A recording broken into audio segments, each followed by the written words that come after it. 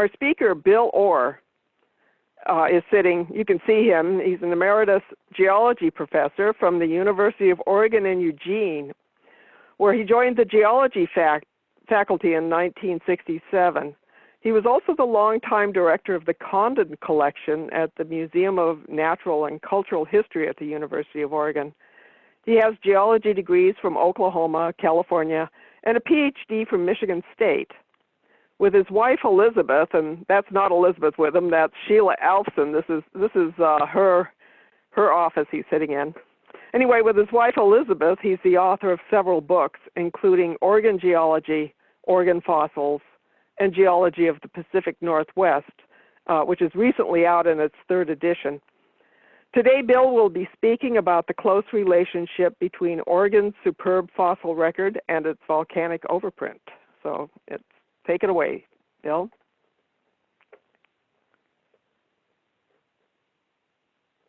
Hang on, I have to unmute you.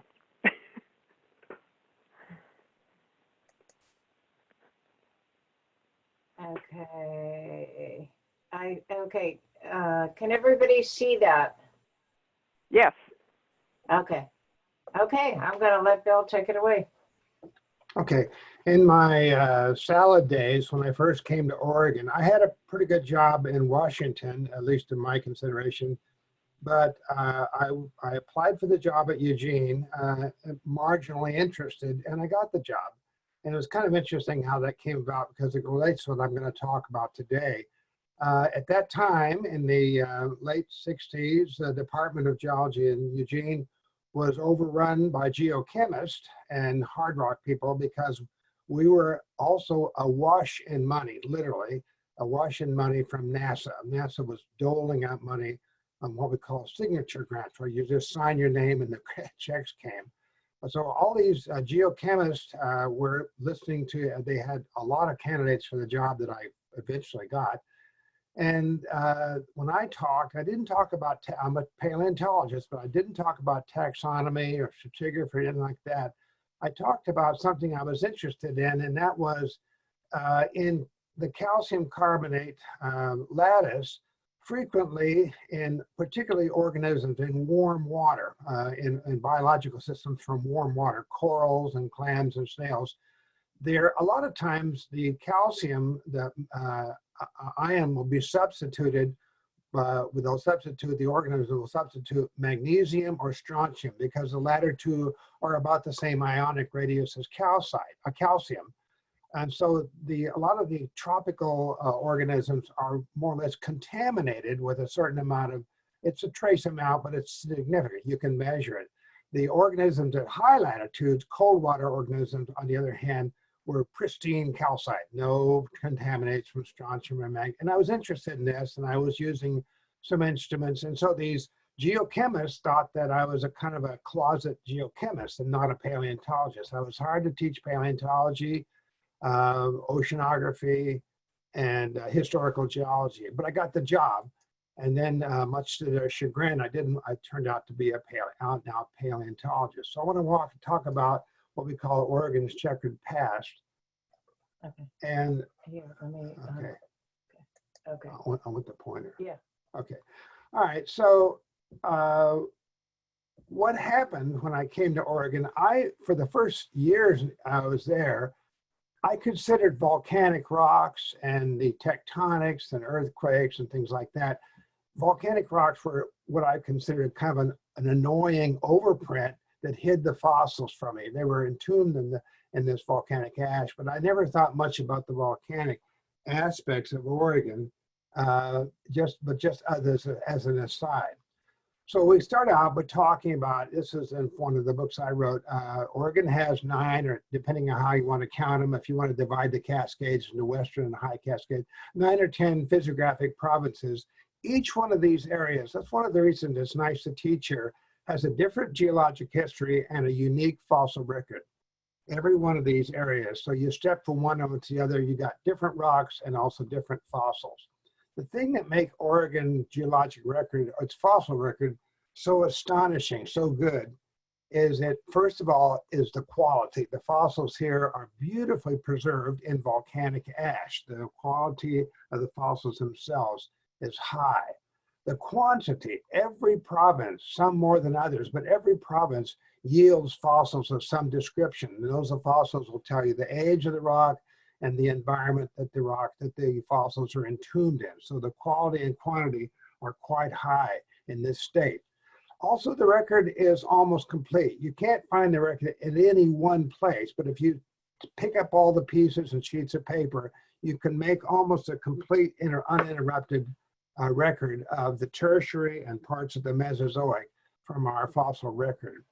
There is a diversity of, it's actually astounding, plant and animal species both, a diversity, huge diversity, a lot of species named and present there.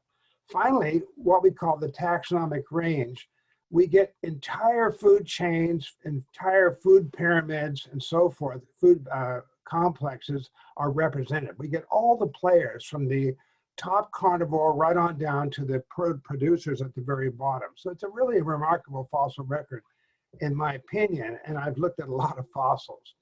This is the organism, I think what appeared in your announcement. It is an oreodont, and they're about the size of a sheep. They run in herds. What's probably one of the most common fossils in, at least vertebrate fossils in Oregon. But to become a fossil, an organism has to get past a lot of pitfalls. There's a lot of reasons, there's more reasons not to become a fossil than there are to become a fossil. And it turns out, I found out to my astonishment, it kind of came to me, volcanic activity is really a fast track to a place in the fossil record, the geologic record, very important.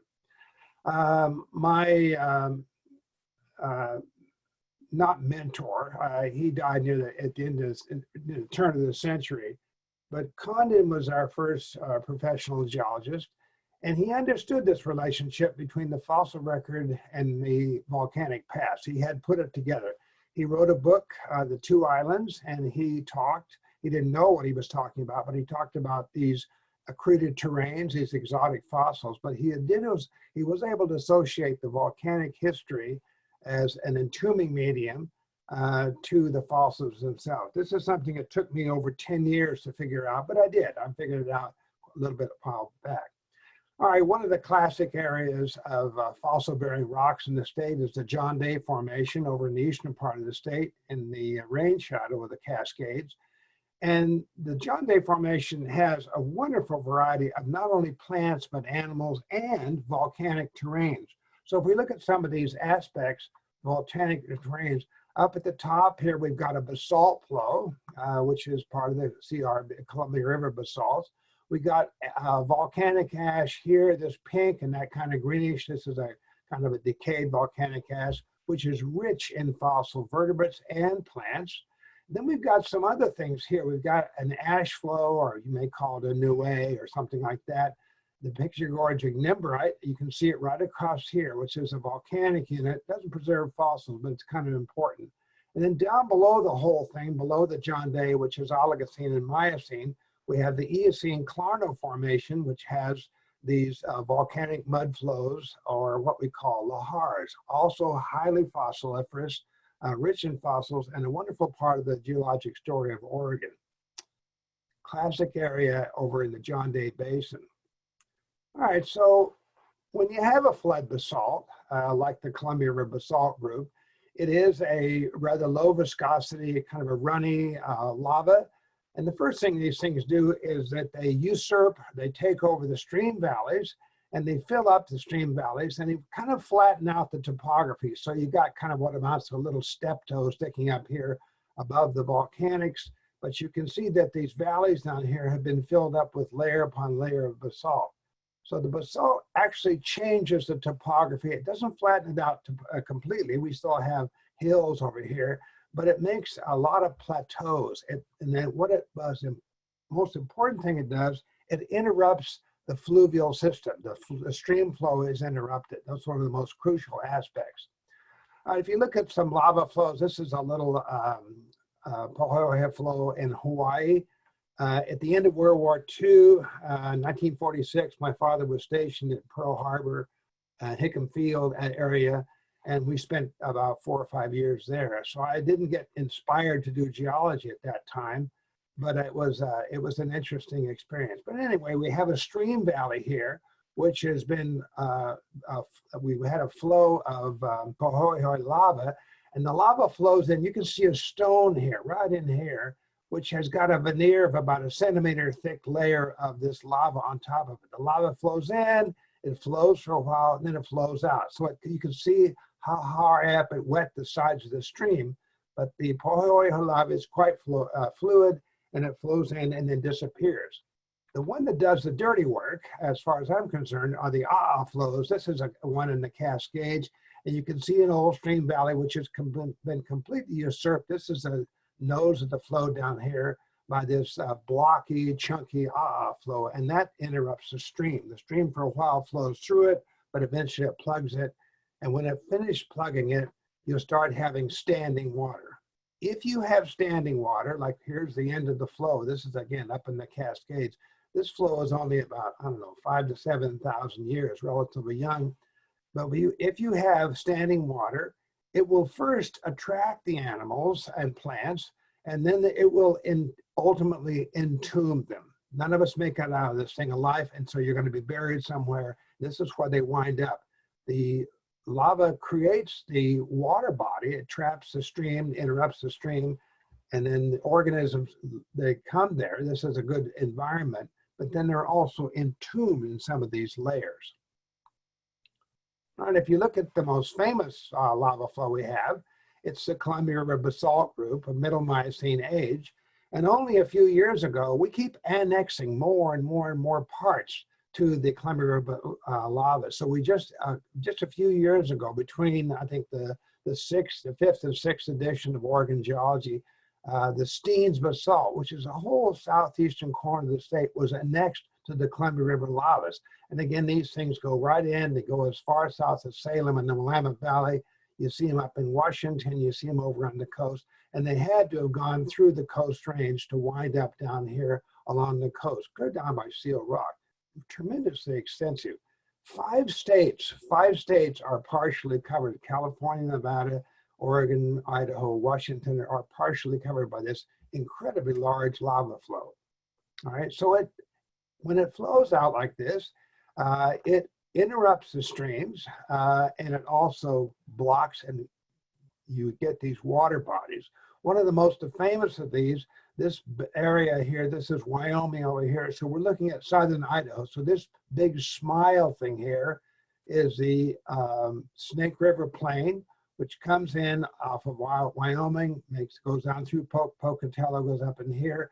But in Miocene time, there was what amounted to a lava dam over the Snake River in the vicinity of Baker, Oregon, somewhere in there.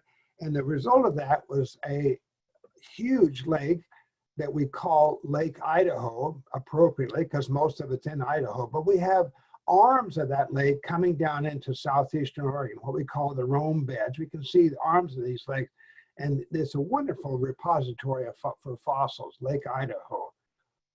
Again, it's just formed by the Snake River was blocked. The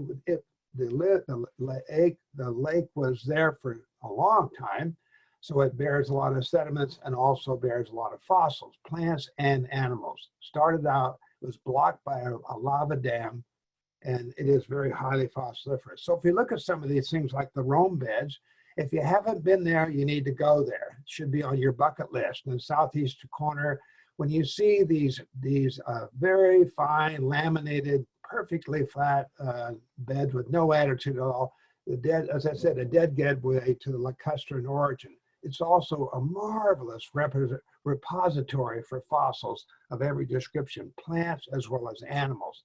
So if you start looking at some of these fossils, something as fragile as a amphibian like a frog or a toad or something like that, these things are actually preserved. The bones are not quite as fragile as a bird bone, but almost. And so they don't want to, usually these things pass through the GI tract of some kind of scavenger, but they will be preserved. You can see it's obviously a frog, and they are preserved in these sediments in the Rome beds. All right, other things we find in there, and I've got a scale in here, a dime here. We got a fish. Fish are, the bones are, since they're in a water aqueous environment, the bones are, they're not really that well articulated. And so if the water has any energy at all, if there's any energy, if the water is moving at all, the fish bones will be just all over the place. But when you find an articulated condition, you're looking at a low energy environment. This is fairly deep water. That lake got pretty deep at one time, and we find these fish in their area. The interesting thing about fish is that like if you have a goldfish in a bowl, you can feed this goldfish for years and he'll never grow much more than an inch or two in length. But if you put the same goldfish in a large body of water, the rascals will grow up to 1 to 1.5 to 2 feet. They will really get big. In other words, the size of fish is basically, gives you an idea of how large these lakes are. And some of the fish in Lake Idaho are really incredibly large, big fish in there. All right, so if we look at the area of Southeast Oregon, Southeast Washington and Northeast Oregon area, this map was made before we had annexed these steens, but these are areas that were, these basins, every one of these little patterns in here is a basin with either volcanic ash or sand or grit, whatever. But they all have a fossil record of vertebrates, invertebrates, as well as plants in them. So if the Columbia River basalts created these things, when they blocked these streams, the water begins to pond up, blocking the fluvial systems. And throughout Eastern Oregon and Washington, dozens and dozens of small lakes, ponds, bogs, and marshes. And today they have a fantastic fossil record. You don't find a complete sequence in any of these things. They'll just have a few pages of the book. But if you put them all together, the story's there. This is why we have such a complete record. And we've got a wonderful fossil record because of this long volcanic activity we've had in the Miocene. All right, my progenitor at Oregon was a man named Arnold Shotwell. He ran the museum, was a paleontologist there. And Arnold did a lot of work with vertebrates. And he was the fossil record in the eastern part of the state is so good that he was able to look at the population. He was a vertebrate paleontologist. We got elephants in this area what he said was a grassland environment. You've got elephants, a couple, 3 species of horses, a camel, a plains-dwelling rhino, like a white rhino, kind of like that, antilocapras, and then some carnivores, cats and dogs down here. And he was able to type some of these environments as definitely a grassland environment. Then he had what he called the woodland environment, which has things like badgers and squirrels, certain types of camels again, peccary and so forth, but not all these plains dwellers down here. The rabbits seem to be throughout the whole system. Rabbits are ubiquitous everywhere. Finally, he was able to recognize another area of the same age, what he called a pond bank, or an aqueous, where you have an aquatic rhinoceros is really quite parallel to a hippopotamus. It is definitely it is a teleoceros, is an aquatic rhinoceros. So nature was sort of trying everything. We have several kinds. We have a aquatic mole, like a swimming mole, almost like a beaver, but we do also have beavers. So we could recognize different environments. That's how good the record was that Dr. Shotwell was able to put together. And it's because of the volcanic history. If you talk about the little bit lower down, the Clarno Formation, Eocene age, and this formation, a lot of it is made up of lahars, very distinctive topography. We were on a field trip with Kerry Gordon a couple of summers ago to look at areas out in the Camp Hancock area. It's a mixture of volcanic ash and water with the consistency of wet concrete. So the nice thing it does, this stuff flows through, it covers any fossil up so the scavengers can't get to them. There is the nemesis of paleontology is a bone-eating canine, a dog, they call it the bone-eating dog, that basically eats the entire skeleton and then digests it. So scavengers are a plague, but a lahar formation will obviate the scavenger problem. So the Clarno is famous for plant and animals. In fact, Some of the animals that come out of that area, like Uintatherium or other animals like that, huge organisms out of the Eocene. They're also better represented perhaps in parts of Utah. We also get a lot of bits and pieces of not only pollen, but stems, and then down here, fruits, nuts, and seeds. A lot of plant fossils, wonderful plant fossils of Eocene age. Almost the same age as the London clay. Many of the species are the same, back and forth. These are all from the Clarno, and again, we can thank the lahars, the volcanic lahars, not a hot lava, but just mixture of ash and water, and it kind of puts the scavengers away. They can't get to the bones and destroy them. If you kind of appeal to a uniformitarian sense that the present is the key to the past, in 1985, the people in Armero, Colombia, got to see a lahar up close and personal. It flowed out of this canyon after a storm up here, quite a long time after the lava had erupted, the ash had fallen, and 28,000 people lost their lives. They couldn't rescue them. There's no way to you can't get across the soupy mud. They didn't have helicopters, and a lot of them just died in the sun. It was really tragic.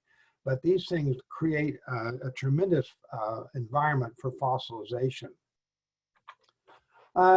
One of the things we have in paleontology is what we call the Noah's Ark syndrome, where you basically take everything away and start all over again, except for the people on the Ark, if you're of that persuasion.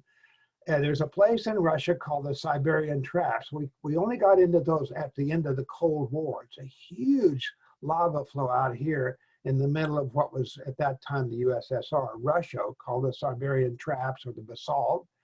At that time, about 250 million years ago, during the Permian, are you sitting down? 95% of the species on Earth, plants and animals, disappeared. And they almost surely this was due to this lava flow here, not only changing the chemistry of the atmosphere, but changing the chemistry, even that far inland of the ocean itself. So there were survivors. We didn't have to start all over again, but this is what definitely a kind of a Noah's Ark type thing, where everybody gets hit by this except for a few survivors. So we have that sort of thing going on in Oregon as well. The place it happens, here is a volcano erupting in the Bering Archipelago, Augustine volcano. You can see the ash up in here, but I'm interested in this stuff flowing down the side. That's a nimbrite, a little bit heavier than the air. So it starts down the sides of the flanks of the volcano, and they pick up speeds of well over 100 miles an hour. The glowing ash, the ash flow, but we have an air plume up above here of volcanic ash, but we have an ash flow down the side of this thing, and it fries everything in its path. The organisms aren't particularly well at all preserved in this thing, plants or animals, but this is a way of killing off a population, which will replace it with a new population, because that's the way evolution works. So you get a bigger diversity at the end of the story, what I call the Noah's Ark syndrome. All right, again, the process, ash flow, all of you know this, is some people call it an ash flow. The French called it nuée ardente, and the other people call it a pyroclastic flow, or a glowing cloud, or a fiery cloud. That's the process. But the rock record we refer to as, there's several names for that, but two of them are an ignimbrite or a welded tuff. They aren't particularly conducive to preserving fossils. They mostly fry these things because they're very high temperature, but they go enormous distances. In 1992, we got a chance to see one of these things. The people taking this picture, I don't think they made it. I think this one was one of those. The nuée is moving toward, this is a glowing cloud. They're spectacular at night. They're kind of glittering like a fireworks, but it's moving awfully fast. This image in 1992 first came out in the newspaper, absolutely stunned the geologic community. We knew about the process, but we'd never seen one, or at least it hadn't gotten in the media. You can look at the size of this thing. It's a little village. You can barely see this little village down the thing. What do you think happened to them? They were fried. They disappeared completely. All right, an eruption. The material is heavier there. As it flows down the flanks of whatever the volcano is, it picks up speed, And it will even flow over a body of water. It's really something. This is in mountains in Japan. All right, so again, we're just using uniformitarianism. The present is the key to the past. If we look at go back to John Day for a minute, here's the John Day ash, which is very fossiliferous in here, around 25 million years back. But then there's the picture gorge ignimbrite, 28.7. This is the ignimbrite. That's a kind of an ash flow in there. A lot of that is welded tuff. And when that stuff moves in, everything else is annihilated and they have to come back from the margins. But again, at the end of the day, there's a bigger diversity. All right, so if we look at some of these ignimbrites in Oregon, we have an interesting age progression here. We got a volcanic event here at 9.7, one up here 8.8. The rattlesnake I'm going to talk about is 7.5. And then the last one up here, a Hampton tuff. So we have a kind of an age progression, old over here, getting progressively younger in this direction. So something's happening here with the ash flows. But the welded tuffs here, what I'm interested in is a rattlesnake, starts out here, and it moves clear out of here into Wheeler County and Grant County, over 100 miles. So we find it on the crest out in the John Day Mountain areas. But anything inside this area, look at the size of the thing. It covers a huge area in Eastern Oregon. Everything inside that area, I promise you, is annihilated, fried, but the organisms will move back in from the margins. There will be competition, and at the end of the day, you'll have a higher diversity, at least in the fossil record.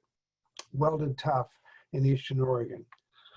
All right, going back to uniformitarianism, the most spectacular, one of the most spectacular eruptions was on Saint Pierre and Martinique Island in the Caribbean. In the town of Saint Pierre, the mountain here, you can see the edifice back in here erupted near the turn of the century, and within a matter of minutes turned the town into this. There was one survivor. This isn't him, by the way. There was one survivor, a person who was drunk and disorderly and was incarcerated in a small jail cell. He survived it. Then he went on the lecture tour at the end of the thing. But you can see this thing came around the corner and completely fried this town. 30,000 people that, give or take, lost their lives. So these things are really a spectacular geologic event. This one, again, 1902. Volcanic ash, which is when it precipitates to the ground, it may only be a few inches thick, but very quickly it's picked up by the fluvial system and it winds up in stream and lake environments on floodplains, very thick, and it's about as optimum a medium as you could ask for to preserve fossils of any description, plants, animals, vertebrates, invertebrates. It's a wonderful medium to preserve things. So volcanic ash is nature's styrofoam, if you will. And once it, not when it first falls, but when it accumulates, like in the floodplain, it will make a wonderful medium to preserve these fossils. So the ash itself. So we look at some of these animals preserved in the ash. This is a bat, and also a spider, by the way. Beautifully preserved. The bones are black because of the phosphorus appetite. The phosphorus-bearing apatite turned the bones black, but this guy just folded up his wings and croaked, and that was it. Beautiful preservation on this particular bat. He's about the size of a sparrow. Another spectacular fossil preserved in volcanic ash was brought to me and donated to the museum from the Kesey Formation, which is about 40 million years back. And the Kesey represents one of the first pulses of the Cascades. Again, eggs really shouldn't be preserved. As I say here, an egg is something that nature has designed to be broken. It's supposed to be broken. If it's too thick, the embryo can't get out. If it's too thin, it'll break prematurely. So it's just exactly the right thickness, the shell, but this is what we call a pelican egg, and each egg has a different configuration, the layers, the stratigraphy of the eggshell, and this one, we call it pelicaniformis, like a pelican, our best guess. There was no embryo inside. We did a kind of x-ray look inside, but again, to find an egg is really remarkable, and this is from a marine part of the Kesey Formation, preserved in volcanic ash, was what we expect. Another thing that's kind of astonishing, here's a little moth preserved in ash, but look, you can even see the color. One of the most ephemeral things about fossils is color patterns. You almost never find show color patterns, but you can see the patterns on this moth's wings. That's astonishing. This is a 35 million year old moth preserved in very fine volcanic ash in a totally anoxic environment. Some more insects. I'm not particularly into insects, but they're sort of interesting in a way. We've got a beetle here, a very large beetle. This is a dragonfly, but I'm interested in this little guy right here. It's a weevil. So if you look at this thing preserved, these are Eocene fossils preserved in very fine powdery volcanic ash. If we look at this thing, we raise the power, look at this thing, he's pretty well preserved. The parts of this thing are pretty well, and it is a weevil like this. All right, you look at a modern one, the same genus. These things are like Republicans. They don't move, they don't evolve, they're very slowly. Once you get a successful beetle, they stay that way. Almost identical, this organism to the one joke. close to being, I liked your joke. Anyway, they're very, very conservative in their evolution, extremely successful too, but again, preserved in volcanic ash. All right, let's look at a couple of more small invertebrates, spiders and mites. So you got a spider here and another mite over here. Again, they're here because of the ash. They're entombed in ash. You could never preserve these in any kind of an arenite or a sandstone. They just wouldn't preserve. Mites are classified with the spiders because they have 8 legs and not 6 like insects. So if you want to see some mites, by the way, you have mites in the hair follicles of your eyelashes, you have them in your eyebrows, and you have them in your skin. And the hair follicles, they live right inside the hair follicles. They're not parasitic. They're happy and you're happy. You're not even aware they're there in most of the cases. But if you want to see mites, we can look up the backside of a flea, this picture of this little Australian flea. We look up the backside of the flea. Now you can see those plates there, and here are the mites inside, all right? So if you had an infestation of mites like this, it would be about 40 to 50% of your body weight. If you could somehow eradicate the things, you would suddenly lose about a third, a little less than a third, a little more than a third of your weight by these parasitic mites. They're all over the place, and they have these requisite 8-legged things. And I would dare say, as far as the flea is concerned, they're parasitic. But the ones on us, on our skin, they're symbionts, parasitic mites. I'll get off the mites in a minute. I'm not into mites, but this is an Oligocene mite. It was actually been preserved pretty well. But we can also look at the mite in what we call X-ray tomography. You get a little better picture of the same mite. You got this kind of target on its back. And you should be asking yourself is, why is this turkey talking about mites anyway? And the reason I talk about mites is that mites are specific to their host. So there are elephant mites. They don't look like elephants, but they are specific. If you find an elephant mite, you've got an elephant somewhere close by. There are mites that parasitize camels, rhinoceros. A lot of different mammals have mites on them. And that means that if you find the mite, and they're microscopic, you can say, we've got rhinoceros here. We found the parasites. We found a rhinoceros parasite. They don't look like a rhinoceros, but they are parasitic. They're specific. They're not generic, specific. They're specific to their host. All right, look at some more things preserved. A hydrangea flower. And again, the fact that you'd even get flowers preserved with that really soft, very fine tissue, it's astonishing. They really get that the fact that this is out of the John Day Formation. And the fact that they get preserved at all is amazing. Only could do this very, very powdery fine ash. Anoxic, and they're covered up quickly. That's all you need. All right, let's go back to the Willamette Valley for a minute. The Harlan ground sloth, named in honor of Harlan, Nothotherium harlani, was here up until about 11,000 years ago. He was probably hunted out by Native Americans.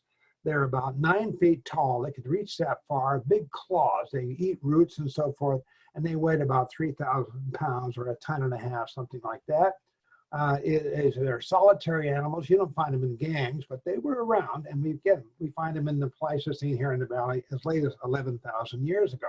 just at the turn of the Pleistocene, Holocene periods or eras.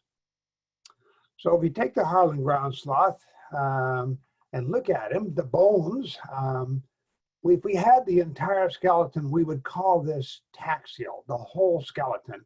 And you don't have to have, I know it's a mammal, you don't have to have the liver, guts, and gall to call it taxial. If you've got a skeleton, we call this you've got the animal as far as a paleontologist is concerned. If you had a little piece like the teeth or one of these claws, they're very distinctive. One fragment of we call parataxial, but a parataxial, if you have the entities, you've got the sloth, even if you don't have this entire skeleton. Taxial and parataxial. Now, for the benefit of the motorheads, if there's any in the audience right now, we'll look at cars for a minute. We got a 55 Chevy. Some of you must remember that. The entire car would be called taxial. You don't see too many. Oh, they're around. You don't see too many of them. I don't anyway. This is from my generation. This is when the year I got out of high school. But what makes it important is that the tail piece, the tail lights on that particular car are very distinctive. If you find this tail light, you've got the car. That's parataxial. So you don't need the whole car. All you need is one little piece that identifies it. We do that all the time in paleontology. Let me show you how. We got something, these are called dermal ossicles. These are a kind of a subdermal armor that the Nothotherium harlani ground sloth wears. I know they look like something we dug out of a cat box, but they're not. These are bones, little small bones, but they're very distinctive. And if you look at them closely, they have this very typical diamond shape. If you have the diamond shaped dermal ossicles, you've got the sloth. So somebody will say, come look at my sloth, and they'll show you one of these ossicles, and we ooh and ah with that. Well, we don't have the whole animal. We just have a parataxial entity, but that's good enough. And that nails the organism. So you don't have to have the whole organism or even the whole plant. All right, so the analog in dermal ossicles would be like the metal studs on a motorcycle, a hoodlum's leather jacket. They do the same thing. It is like this actually is above the skin, but it's just an armor on the outside of a jacket. All right, one of the nice things about the completeness of the geologic record is that when Condon was digging in the John Day Formation, he began to get pieces of bits of horses, not the whole skeleton, but he found several missing links to the horse lineage that had been worked out by paleontologists in the East. And they were astonished to find all these things in the Oregon Geologic Record, which they've been looking at. They were pretty sure they existed, but missing links are nice to find these things, but it kind of sells the evolutionary theory. But Condon found these things buried in the John Day volcanic ash. So right away, the John Day Formation became basically world famous almost overnight because it produced a lot of these things that were not produced elsewhere. This is a small little horse about the size of some of these wolfhounds called Mary Kippus, a three-toed horse. A beautiful little thing, just a miniature horse. The other thing we found a lot of was different species of rhinoceros. And as I said in here, nature has a way of coming up with a new design and then trying it out in several different environments. So we've got what we call a running rhinoceros, Heracodon here, or Heracus. These are fleet little runners, almost like a deer, plains dwellers, or we get woodlands animals like kind of similar to our black and white rhinos in South Africa today. We even get an aquatic rhino, and I already mentioned him earlier when I talked about Dr. Shotwell. Teleosteros is very parallel to a hippopotamus. Well, the hippopotamus is not a rhinoceros at all. It's a whole different group. But nature has a way of sort of trying out this particular thing, the rhinos, in several different environments. The same thing is done with camels. We can see these oddball camels. And these things are all these different habitats from the Andes down to the Sahara Desert. We call that adaptive radiation. Nature is sort of trying these things out in a lot of different animals. And he doesn't even show a bacterium with a two-hump camel. He's got different types. These are all prehistoric camels. But again, we're just talking about adaptive radiation. You can see the dimensions of that if you get a complete record, and we get complete records in Oregon. One of the interesting groups in any paleontology setting are the rodents. The rodents and the insectivores. The insectivores are things like shrews and moles. They have a very, very rapid evolution because they have a short gestation period. Sometimes it seems to me like their gestation is a matter of hours, but that's not true. A matter of weeks usually, but if you have a short gestation period and huge populations, you've got all the evolution you want. You got all the variables you want for very rapid evolution. So they're going to evolve rapidly. And they're also pretty ubiquitous as fossils. So we use them in non-marine environments. We use them as chronological markers, guide fossils and index fossils in terrestrial settings. If you can find the teeth or bones of any of these things, they're wonderful age dating units. We have all these species on John Day. I want to focus on this guy right here, Epigallis, a little organism. He's kind of interesting. As I said, about as big as a big tomcat or a small bobcat. And the neat thing about Epigallis is he has these two horns in the front of his head, not mounted side by side. His horns are side by side, about as big as a cat. He's also a digger. You can look at those claws and like a badger. He's also got the anterior girdle here is designed for digging like a mole. So this thing would have been, if you ever saw the movie, I can't remember the name of it, Caddyshack, where they remember the gopher in there, that was kind of like Epigallis. This would be what I call the gopher from the hot hell. The other thing about Epigallis is the cheek teeth, not the incisors, but the teeth in the side and the back of the mouth are really, really distinctive. I spent a career teaching students how to recognize these things. It's not hard at all. So if you start looking at some teeth, this is a little shrew, the little tribosphenic molar here, very distinctive teeth, not the incisors, but the back tier, rear teeth are something that's like a fingerprint or a DNA. It pins down a species. Here's a mouse with another, again, the incisor teeth, the back teeth here, the molars and premolars are very distinctive. If you find, and that'll pass through a GI tract of a scavenger easily. You won't get the rest of the skeleton, but if you got the tooth, you got the mouse. That would be parataxial. One more, and I'll quit that. A mole also is a insectivore. The molar teeth back in here, like the shrew, very, very distinctive, easy to recognize. And even my Dulles grad student could grasp this. All right, we also have in the John Day what we call analogs. We have an animal here whose name escapes me right now, and he's kind of an analog to a hyena. He's a scavenger, massive head, big sagittal crest. It's a scavenger, but it's not a hyena, but it's an analog, so it looks like a hyena. We've also got one here, looks like a cat on steroids, but it's not a fela, it's not a cat, but it's a cat analog. It's got claws, it can climb trees. But it's an analog to a cat, so it looks like a cat. We got a fox analog over here. This is not a canid, that's not a canid, that's not a cat. They're just analogs. So you can figure out what their habitat niche is. When you get when you start getting predators, the top carnivore in the fossil assemblage means you probably got all the players. These are the most poorly preserved. There are not very many of them anyway. You can only have a few chiefs. Most of us are Indians. They're not preserved too well. So if you start finding the carnivores, you're pretty much seeing the whole show, the pyramid, the food pyramid or food chain. That's something we look for to fill out our record. Let's look at some pollen for a minute. This is also, pollen does not like, it's kind of a waxy material. This is a grass pollen, but it does not like oxygen. They would oxidize very quickly. So volcanic ash once it's buried, it's anoxic. But you give a palynologist a floral list of fossil pollens and spores, and they will tell you all manner of things about the environment. They can probably even tell you the age, but they'll tell you fantastic things about amount of average precipitation, the first fall, and so forth. A floralist in the hands of a competent botanist will give you a huge amount of information. Other pollen, again, they're not all alike. Here's a bisaccate. The pollen grain is right here in the middle. These are water wings. So this thing is airborne. It's wind pollinated. The insect is not in the equation. So wind pollinated, you've got these little bladder sacs on the outside on a conifer. This is actually pine to enhance this airborne dispersal.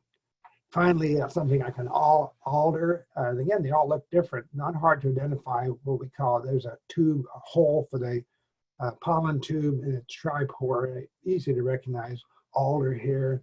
Again, pollen best preserves in an anoxic, very fine sediment, and you can't do any better than volcanic ash. Very fine, powdery volcanic ash. Wonderful medium for preserving pollen.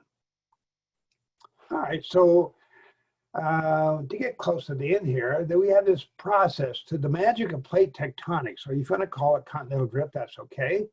Oregon has literally been stitched together. Think about that, stitched together from tiny pieces, giving it, in effect, a very diverse and extremely complex geology.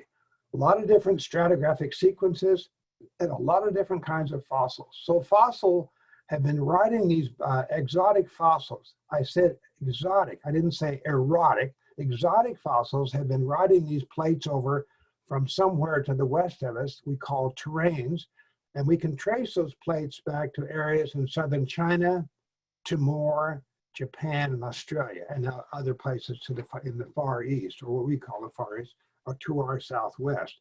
Exotic fossils, when we have a lot of portions up in the Blue Mountains, the whole and parts of the Klamath Mountains are exotic. They've been come in on these trained and they've been stitched together. All right, when you do that, when you stitch things together, sometimes that can have unforeseen consequences. Believe it or not, when I show this picture to college students today, they have no idea who this dude is. I think most of you have probably seen him before, okay? All right, so we have several, what we call accretionary models. How do these things come over here? Here's North America over here, Euro-America, and then these things are coming in like a parade, one at a time. Sometimes they're put together before they come in, stick together, but they'll wind up, the first one coming in here is going to be green, then blue, orange, and so yellow, and finally the last one, Rangalia, which is parts of British Columbia down into Oregon and certainly Washington, is the last, like layers of paint on these things are accreted or glued to the Americas one layer at a time. When you do that, these things bring fossils, the rocks bring fossils with them, and so they'll be exotic. One of the only time we found trilobites in Oregon is a little tiny guy about the size of my little fingernail. It's a Permian form, kind of like Philipsia, but it's an Asiatic form. And if you know anything about trilobites, this guy does not look like a mother and apple pie. He is an Asiatic form. And it further supports the state's exotic origins. This little guy, very distinctive. It's something you'd find in China or Japan, Timor, but not over here. But we do find them in parts of here that have been rafted over at the little exotic Permian age trilobite that we found a few years ago. We also find vertebrates like the alligator, crocodiles, and then ichthyosaurs, and then this huge thing here, a plesiosaur. These are all different species of these have been found in these rocks that have been brought over from Southeast Asia by this slow process we call plate tectonics or accretionary terrains. All right, so I'm going to focus on this guy right here for a minute. I did some papers on him at one time. It is a reptile. These are all reptiles, and this particular one is a reptile. This is a reptile that is having a serious identity crisis because he looks like a porpoise. They're not a mammal, though. They're definitely a reptile. Ichthyosaur, and ichthyosaur means a fish reptile. He's not a fish, he is a reptile, ichthyosaur. This is a Triassic form a couple 100 million years ago, maybe 18 to 20 feet long, but maybe 2,000 to 3,000 pounds. And he's got this long snout, Ross, a long snout here. These teeth, these dagger-like teeth, are not designed for masticating. They're designed for nabbing things at speed. So he actually goes through the water. They're pretty good swimmers, we think. And he uses his snout kind of like a pair of forceps, picking up pieces of or fish at speed as he goes through, just snagging these things. And then they swallow them down like that. Should I make that sound again? They swallow them whole. They don't chew them up. They just get them down their craw. Here's a picture I took about a week ago on I-5. Some of these ichthyosaurs are huge. There's a group in fossil preservation of these in Nevada that these things are gigantic, 60 and 70 feet long, gigantic things, but it looks for all the world like an oversized porpoise or a mammal on steroids. Okay, so for purposes of the exam, let's summarize. We can say that volcanic ash as a packing material is about as optimum as you're going to get. We can call it nature's styrofoam. This preserves stuff perfectly well, beautifully. Nature will use lava flows to disrupt fluvial systems, which does two things. First, it creates a habitat, a kind of an aquatic habitat, a pond bank or something like that. And then later, after they go through the life cycle, it will entomb those same plants and animals. So all these lakes, ponds, marshes, and bogs we had throughout the tertiary in Eastern Oregon bear rich fossil assemblages. Volcanic activity also accelerates burial. I call this the Pompeii syndrome for obvious reasons. Lahars will thwart scavengers. Scavengers are kind of a pain, but they can be thwarted if you can cover these things up, the remains up of plants or animals. The scavengers of any description are not going to bother them. So volcanic activity will accelerate the burial, particularly lahars will accelerate burial. An individual ash flow may only be a few inches thick, but they will accumulate after fluvial activity. But individually, when the ash first precipitates, it's fairly thin. Okay, we can use volcanic activity like the Permian unit over in the USSR, the basalts over there, as a means of kind of starting all over again, what I call the Noah's Ark syndrome. When, as I said, the Permo-Triassic boundary is marked by the disappearance of 95%. Think about it, 95% of all species disappeared. Then in the Triassic, they began to recover like crazy. So we didn't have to start all over again with cabbages. We got a pretty good start from the mammals and reptiles that were already there. We came to where we are today. Finally, the magic of accretionary tectonics, exotic things, has a way of bringing in strange new players from faraway lands, which also enriches and enlarges our fossil record to something larger than it would have been ordinarily. Thank you very much.